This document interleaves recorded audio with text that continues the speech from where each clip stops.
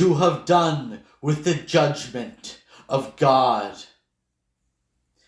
Cre, pec, pte. Everything must be arranged to a hair in a fulminating order. Pocte, lile, tile, crook. I learned yesterday. You must think that I'm very slow, or perhaps it is only a false rumor, some of the dirty gossip that is peddled between the sink and the latrines, at the hour when the buckets are filled with meals once again regurgitated. I learned yesterday about one of the most sensational official practices of the American public schools, which no doubt make that country consider itself at the head of progress. Apparently, among the examinations or tests that a child has to undergo when entering a public school for the first time is the one called the seminal liquid or sperm test, which consists of asking this newly enrolled child for a little of his sperm in order to put it into a glass jar, and of thereby keeping it ready for all the attempts at artificial insemination which might eventually take place. For more and more, the Americans find that they lack manpower and children, that is, not workers, but soldiers. And at all costs and by all possible means, they want to make and manufacture soldiers, in view of all the planetary wars which might subsequently take place, and which would be destined to demonstrate, by the crushing virtues of force, the super excellence of American products, and the fruits of American sweat in all the fields of activity and potential dynamism of force. Because there must be production, nature must be replaced wherever it can be replaced by every possible means of activity. A major field must be found for human inertia. The worker must be kept busy at something. New fields of activity must be created, where all the false manufactured products, all the ignoble synthetic usacies will finally reign, where beautiful true nature has nothing to do, and must give up its place once and for all, and shamefully, to all the triumphant replacement products, where sperm from all the artificial insemination factories will work miracles to produce armies and battleships. No more fruit, no more trees, no more vegetables, no more plants, pharmaceutical or not, and consequently no more food, but synthetic products to repletion, and vapors, and special humors of the atmosphere, on particular axes of atmospheres drawn by force and by synthesis from the resistance of a nature that has never known anything about war except fear. And long live war, right? For by doing this, it is war, isn't it, that the Americans have prepared for, and that they prepare for thus, step by step. To defend this insane machining against all the competition which would inevitably break out on all sides, there must be soldiers, armies, airplanes, battleships. Therefore this sperm, which the American governments have apparently had the nerve to consider. For we have more than one enemy, and one who watches us, kid, us, the born capitalists, and among these enemies Stalin's Russia, which is not short of armed men either. All this is very fine, but I did not know that the Americans were such a warlike people. To fight you must receive blows. And perhaps I have seen many Americans at war, but in front of them they always had incommensurable armies of tanks, planes, battleships serving as a shield. I saw a lot of machines fight, but I saw only in the infinite rear the men who drove them. Confronted by a people who make their horses, oxen, and donkeys eat the last tons of true morphine which may be left to them in order to replace it with ersatz smoke, I prefer the people who eat right out of the earth, the delirium that gave birth to them. I am speaking of the Tarahumaras, who eat peyote straight from the soil while it is born, and who kill the sun in order to establish the kingdom of black night, and who split the cross so that the spaces of space will never again meet or cross. In this way, you will hear the dance of the Tutuguri.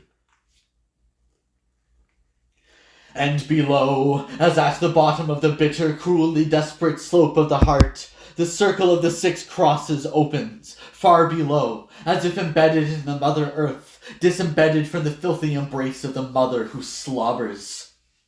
The earth of black coal is the only humid spot in this cleft of rock. The right that is the new sun passes through 7 points before exploding at the earth's orifice. And there are 6 men, 1 for each sun, and a 7th man who is the sun completely raw, dressed in black and red flesh. Now, the 7th man is a horse with a man leading him, but it is the horse that is the sun, and not the man. On the rending of a drum and of a long peculiar trumpet, the 6 men who were lying down, rolled up flush with the ground, spring up successively like sunflowers, not suns at all but turning soils, lotuses of water, and to each upspring corresponds the increasingly gloomy and repressed gong of the drum, until suddenly we see coming in full gallop, at vertiginous speed, the last sun, the first man, the black horse with the man naked, absolutely naked, and virgin on it. Having gamboled, they advance following circular meanders, and the horse of bloody meat panics and caracoles without stopping on the top of its rock, until the 6 men have finished encircling completely the 6 crosses. Now, the major tone of the right is precisely the abolition of the cross! Having finished turning, they uproot the earthen crosses, and the man naked on the horse raises high an immense horseshoe, which he has tempered in a cut of his blood. There where it smells of shit, it smells of being. Man could very well have avoided shitting and kept his anal pocket closed, but he chose to shit like he could have chosen to live instead of consenting to live dead. The fact is that in order not to make caca, he would have had to consent not to be, but he could not resolve to lose being, in other words, to die alive. There is in being something particularly tempting for man, and that something is precisely caca. Ah! In order to exist, you need only let yourself go to be, but to live, you must be somebody. To be somebody, you must have a bone, not be afraid of showing the bone and of losing the meat on the way. Man has always preferred meat to the earth of bones. The fact is, there was only earth and bone wood, and he had to earn his meat. There was only iron and fire and no shit, and man was afraid of losing shit, or rather he desired shit, and for that sacrificed blood. In order to have shit, in other words, meat, where there was only blood and the scrap iron of bones, and where there was no question of earning being, but where there was one of losing life.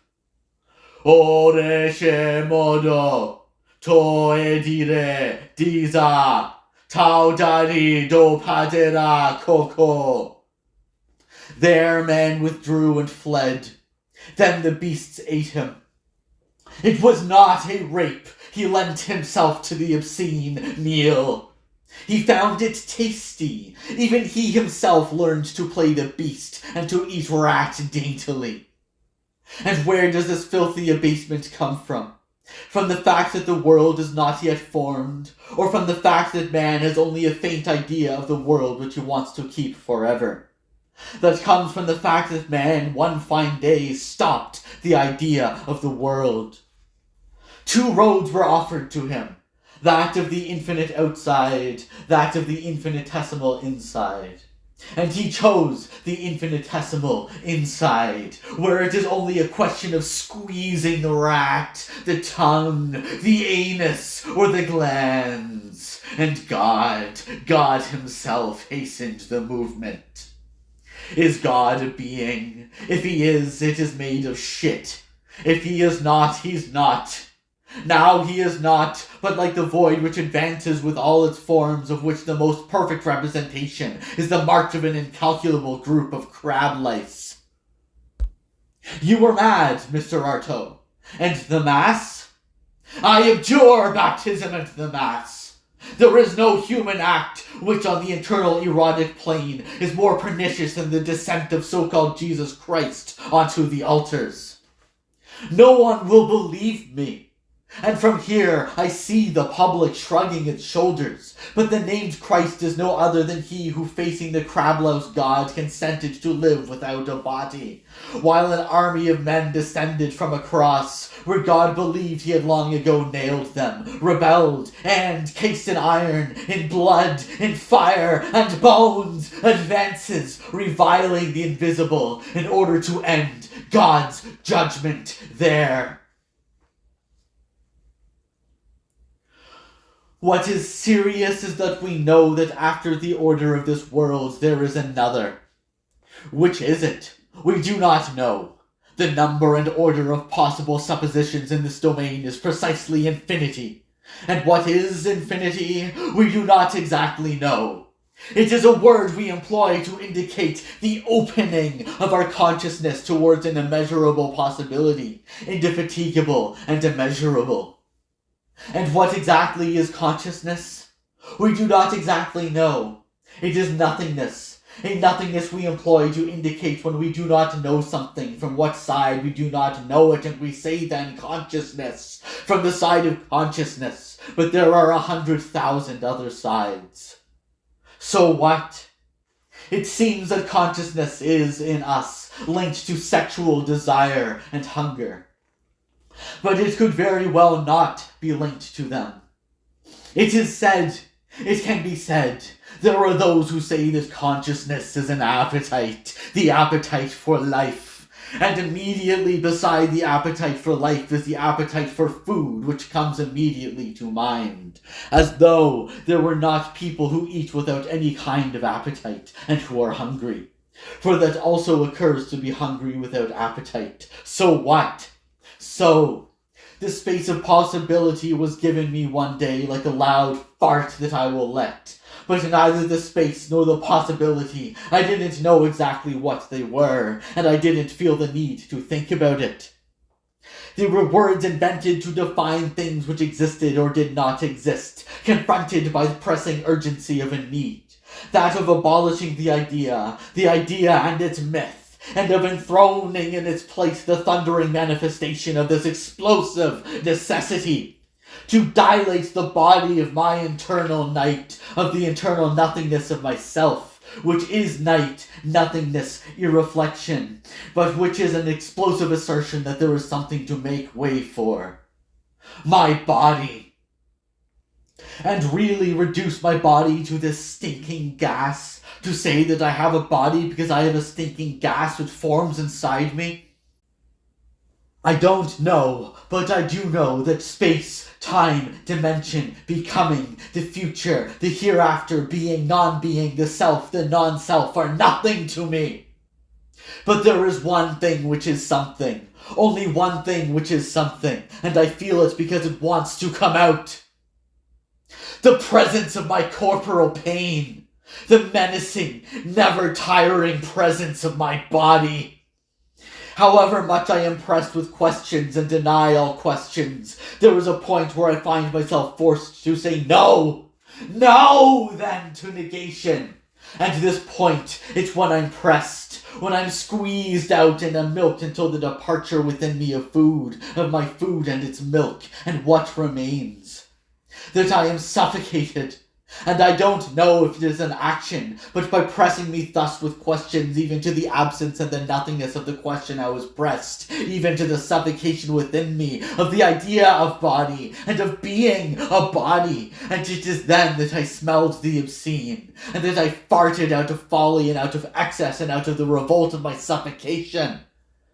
The fact is, I was being pressed right up to my body, and right up to the body.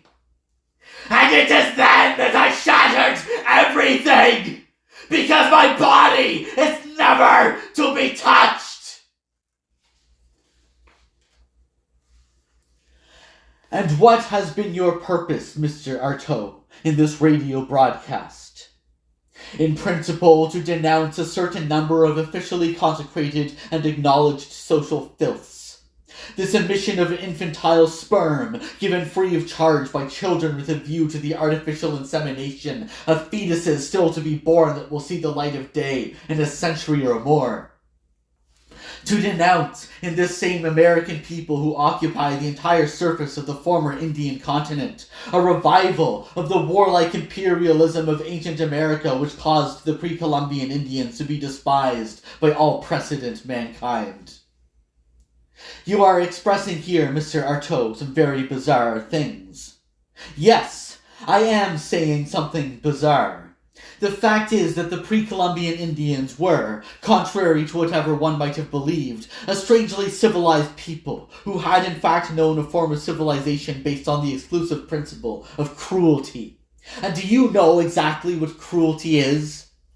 Just like that? No, I don't know. Cruelty. It's to extirpate through the blood, and as far as the blood god, the bestial risk of unconscious human animality wherever it may be encountered. Man, when he is not held back, is an erotic animal. He has within him an inspired tremor, a sort of pulsation, producing innumerable beasts which are the form the ancient terrestrial people universally attributed to God. That made what is called a spirit. Now this spirit which came from the American Indians is reappearing a little bit every day in scientific guise, which serves only to reveal this spirit's morbid, infectious holds, the salient state of vice, but a vice pullulating with diseases. For laugh as much as you wish, what have been called microbes is in fact God. And do you know what the Americans and Russians make their atoms with? They make them with the microbes of God. You are raving, Mr. Artaud. You are mad. I am not raving. I'm not mad. I'm telling you that microbes have been reinvented in order to impose a new idea of God. A new way has been found to make God come out again and to catch him in the act of his microbial noxiousness. It's to nail him to the heart, there where men love him best, in the form of sickly sexuality, in that sinister guise of morbid cruelty which he dons in the hours when it pleases him, as it does now to tetanize and madden humanity. He uses the spirit of purity of a consciousness that has remained ingenuous like mine, to asphyxiate it with all the false appearances which he spreads universally through spaces, and it is thus that Artaud the Momo can appear to be hallucinating. What do you mean, Mr. Artaud? I mean that I have found the way to have done once and for all with this monkey, and that if nobody believes any more in God, everybody believes more and more in man. And it is man that we must now decide to emasculate. How so? How so? From whatever angle one approaches you, you are mad enough to tie down. By having him undergo once more, but for the last time, an autopsy, in order to remake his anatomy. I say, in order to remake his anatomy. Man is sick because he is badly constructed. We must decide to strip him in order to scratch out this animalcule which makes him itch to death. God, and with God, his organs. For tie me down if you want to, but there is nothing more useless than an organ. When you have given him a body without organs, then you will have delivered him from all his automatisms and restored him to his true liberty. Then you will teach him again to dance inside out, as in the delirium of dance halls, and that inside out will be his true side out. The Theatre of Cruelty. Do you know anything more outrageously shit-laden than the story of God and of his being, Satan, the heart's membrane, the ignominious sow of the illusory universal, and who from his dribbling teats has only ever hidden the void from us? Confronted with this idea of a universe that is pre-established, human beings have never, up to now, succeeded in establishing their superiority over the vast domains of possibility. Because if there's nothing, there really is nothing but this excremental idea of a being who, for example, is supposed to have created the beasts. And in that case, where do the beasts come from? From that the world of corporeal perceptions hasn't achieved what it plans and is still incomplete? From that there's a mental life but no true organic life? From that the simple idea of a pure organic life can even present itself? From that it's been possible for a distinction to be drawn between pure organic nascent life and the life that is heated up and integrally concrete of the human body? The human body is an electric battery whose charges have been drained away and suppressed, whose capacities and distinctions have been directed towards sexual life, when that body is created precisely to absorb, through its voltaic movements, all of the erratic opennesses of the void's infinity, of the void's apertures, that are becoming more and more expansive, of an organic possibility that has never been fulfilled. The human body has its need to eat, but who has ever tried to direct the expansive capacities of appetites other than towards the domain of sexual life? You have to make the human anatomy dance, finally. From on high to down low, and from down low to on high. From backward to frontward, and from frontward to backward. But it has to be much more from the back to the back, moreover, than from the backward to the frontward. That way the problem of the depletion of nutritional commodities will no longer need to be resolved, because it is not going to have to even present itself. The human body was forced to eat, forced to drink, only in order to avoid making it dance. It was forced to fuck the occult, only in order to make it exempt itself from pressurizing and from tormenting occult life. Because there's nothing so much as that so-called occult life that is in need of being tormented. It's there that God and his being thought that they could flee from the demented man. There in the domain of occult life that is more and more absent, that's where God wanted to make human beings believe that everything can be perceived and seized through the mind. When all that there is that is existent and real is the physical exterior life, and everything that flees from that life or diverts itself away from it cannot be other than the limbo of the world of demons. And God wanted to make human beings believe in the reality of that world of demons. But the world of demons is absent. It is not going to coincide with what can be proven. The best means to cure yourself of it and to destroy it is to accomplish reality's construction. Because reality is not accomplished. It's still not been constructed. The return of an eternal health in the world of eternal life depends upon that act of accomplishment. The theatre of cruelty is not the symbol of an absent void, of some kind of horrendous incapacity of human beings to accomplish their lives for themselves. It's instead the affirmation of a terrible necessity that is, moreover, inescapable.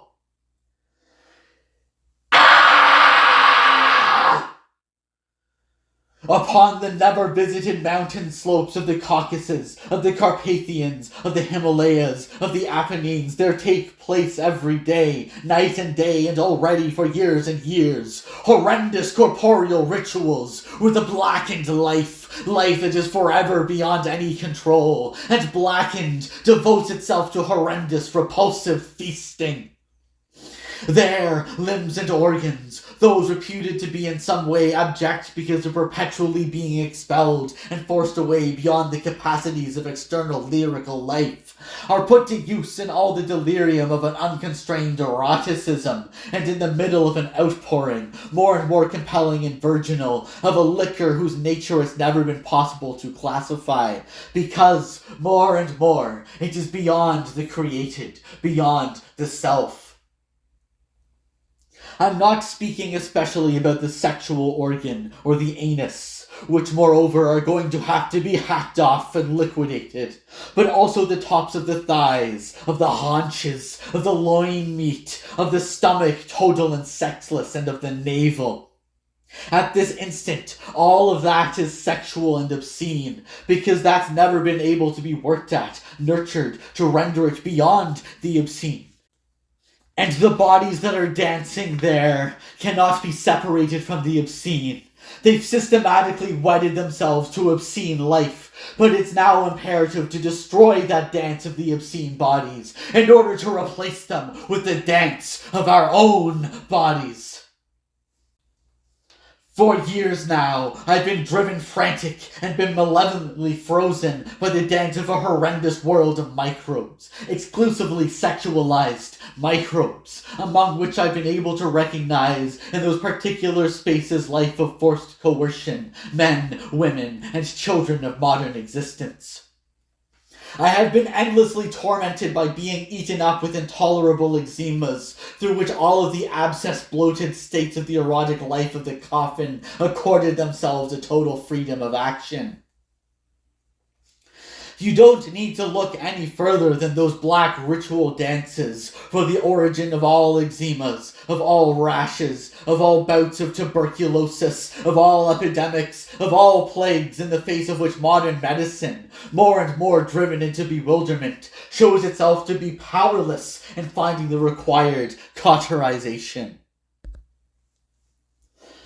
For 10 years now, my sensibility has been forced down the steps of the most monstrous sarcophagi, those of the still incapacitated world of the dead and also of the living, who wanted, and at the point we're at it can only be vice, who wanted to live as the dead. But very simply, I am going to avoid getting ill, and with me there'll be that world which is all that I know. O Pedana! Na komev tau didena, tau komev. Na dedanu, na komev tau komev, na kome kopsi traka figa aronda. Kalakio to cobra. Cobra ja futsa mata of na. The serpent that's not here. Because you've let the organisms stick out their tongue, it became necessary that the organism's tongue be cut off at the exit of the body's tunnels. Plague, cholera, hemorrhagic smallpox exist solely because dance, and by consequence theatre, have not yet begun to exist. Is there any doctor of the deprived bodies of our contemporary misery who has really tried to observe cholera up close? It's to be done by listening to the breathing or the pulse of a sick person, by applying the ear towards those embodied concentration camps, those deprived bodies of misery, towards the beatings of feet, of torsos, of sexual organs, of the immense suppressed terrain, of terrible microbes which are other human bodies. Whereabouts are they? At this level, or else in the subterraneas of certain tombs and locations that are historically, if not also geographically, unsuspected. Koembach tu urja bela, Koembach. It's there that the living arrange to meet up with the dead, and numerous paintings of the dance of death have their sole origin in that. Those are uprisings in which two outlandish worlds conjoining ceaselessly depict themselves, and the painting of the Middle Ages, along with all painting, moreover all history, and I can even say all geography, were created out of that. The earth is painting itself, and it's depicting itself driven by the action of a terrible dance, to which has not yet been accorded epidemically all of its manifestations. Wherever there is metaphysics, mysticism, irreducible dialectics, I listen out for the convulsion of the large intestine of my hunger, and under the propulsions of that hunger's somber life, I dictate to my hands their dance, to my feet or to my arms. The theatre and the sung-out dance are the theatre of furious revolts, emerging from the human body's misery to confront the problems which it cannot enter into, or of which the passive, or spurious, or ergot-ridden, or impenetrable, or obscure character exceeds that body. It's then that it dances in soul blocks of ka, that are infinitely more arid but organic too. The body rectifies the black wall from its slippages away from the inside of the heart. The world of larvae without backbones from which the endless night detaches itself. The world of useless insects. Lice, fleas, bedbugs, mosquitoes, spiders only proliferates because the everyday body has lost, through hunger, its originating cohesion, and it loses through gusts, through mountains, through gangs, through endless theories, the black and bitter smolderings of the rages of its energy. Who am I? Where do I come from? I am Antonin Artaud, and as I say this, I know how to say this. Immediately, you will see my current body burst into fragments and reconstruct itself under 10,000 infamous aspects, a new body, through which you will never be able to forget me.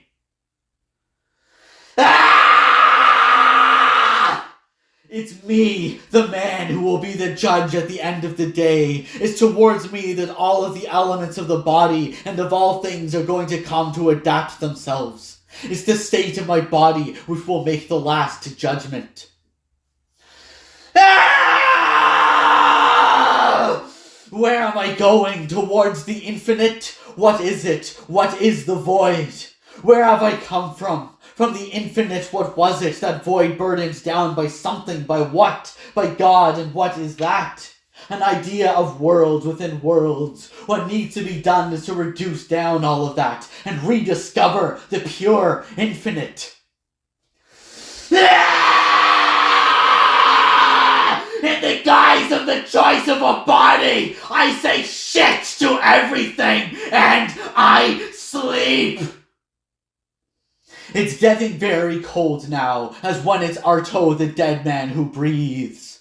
Yes, even at this time we've reached, there are still doctors who will think that you are mad, because you are mad, and that madness is... This morning I, who invented everything, I understood for the first time the difference between a sensation and a feeling.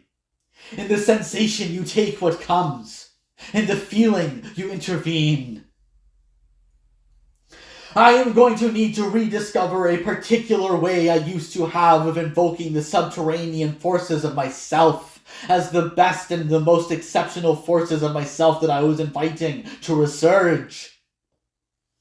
O Makala, O Moskendin Zeta, Iatemimaza, Kantun Stara, Yatemara Hantum Shasura.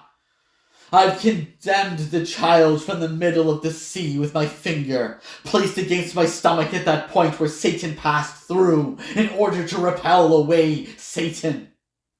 Then I took myself away, back to the middle of the heavens.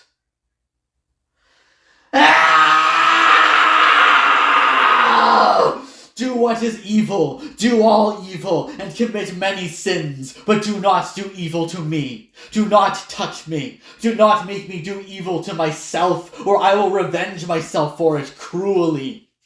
You can befoul and debase God. He has got nothing left to lose. He has already committed every dirty act. So no evil done to me. No evil around me. No evil where I am me, so that I can live in a world that is pure, so that I can have around me the pure ones, the pure heroes.